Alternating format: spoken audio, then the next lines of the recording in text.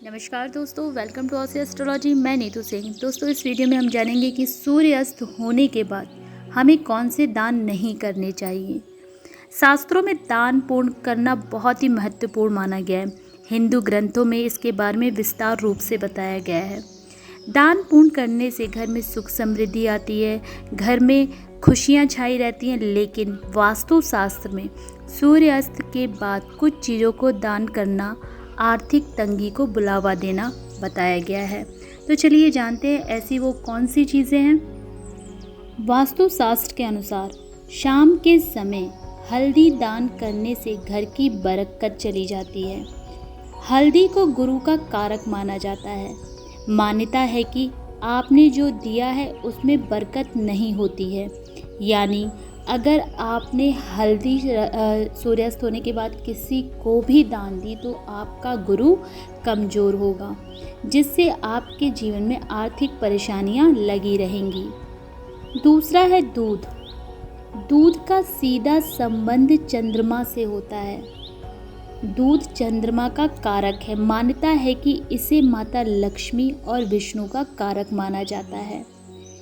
इसलिए सूर्यास्त होने के बाद कोई भी आपसे दूध मांगता है, पड़ोसी हो कोई भी क्यों ना हो, आप साफ मना कर दीजिए।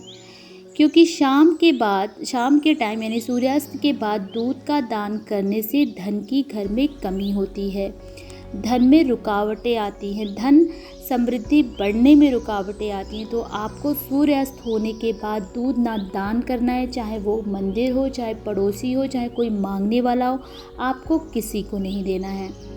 नंबर 3, दही। वास्तु के अनुसार दही शुक्र का कारक माना गया है। इससे घर में सुख और समृद्धि आती। कहते हैं ना कि अगर किसी का शुक्र खराब है तो वो दही का सेवन बहुत ज़्यादा करे, दही का दान करे। लेकिन दही का दान सूर्यास्त होने के बाद नहीं करना चाहिए, ना ही किसी को देना चाहिए। इससे घर में सुख और समृद्धि आती है। अगर आप दान दे देंगे तो आपके घर से सुख समृद्धि चली जाएगी। माना जाता है कि शाम के समय दही दान करने से घर में कहते हैं कि गरीबी आती है, घर में निर्धनता आती है।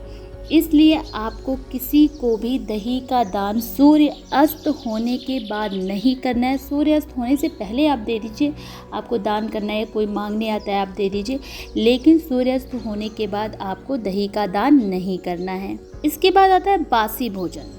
कभी कभी क्या होता है, रात का खाना बच जाता है, बहुत लोगों के घर में रोटियां बच गई तो कोई मांगने वाला है उसे उठा के दे दिए। क्यों? आप बासी खाना खा सकते हो। और शास्त्रों में किसी गरीब को खाना खिलाना पुण्य माना गया है। ऐसे में अगर कोई गरीब आपके दरवाजे पे खाना मांगने आता है तो अगर आप उसको बासी खाना देते हैं तो इससे आपके जीवन में बहुत सारी परेशानियां आती। कई लोग दान में बासी भोजन खिलाते हैं, ऐसे करने से पाप लगता है। हमेशा साफ और स्वच्छ भोजन दान में देना चाहिए। जो आप खाते हैं वही आपको दान देना चाहिए। कहते हैं जैसा दान करोगे वैसा ही आपके पास वापस आएगा। तो जैसा खाओ वैसा ही दो। सूर्यास्त होने के बाद गलती से भी पैसे का लेन देन नहीं करना चाहिए। वास्तुशास्त्र के अनुसार शाम के समय में किसी को भी पैसे उधार में ना दे। कोई मांगने भी आए तो बोल दें, सीधे बोल दें मुँह पे, भाई सूर्यास्त हो गया, इस टाइम हम पैसे नहीं दे सकते। लेकिन अगर किसी को बहुत ज़्यादा इमरजेंसी है, बहुत ही ज़्यादा, तो चलिए उसकी अलग बात है।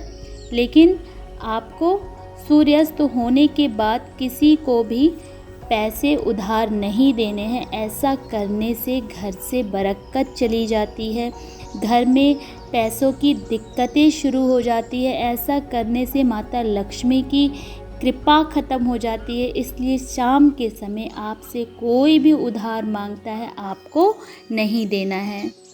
अगला आता है प्याज। जी हाँ, सूर्यास्त होने के बाद आपसे कोई प्याज मांगने आता है। क्या होता है, पड़ोसी होते हैं, प्याज ख़त्म हो गया तो आ जाते हैं मांगने। लेकिन अगर सूर्यास्त होने के बाद आप प्याज भी किसी को देते हैं, इससे भी घर की सुख समृद्धि चली जाती है, घर में धन की कमी आती है, घर में धन के स्रोत जो बन रहे थे वो भी धीरे धीरे ख़त्म होने लगते हैं। तो आपको प्याज भी सूर्यास्त होने के बाद किसी को नहीं देना है। ऐसा करने से भी संपन्नता ख़त्म होती है।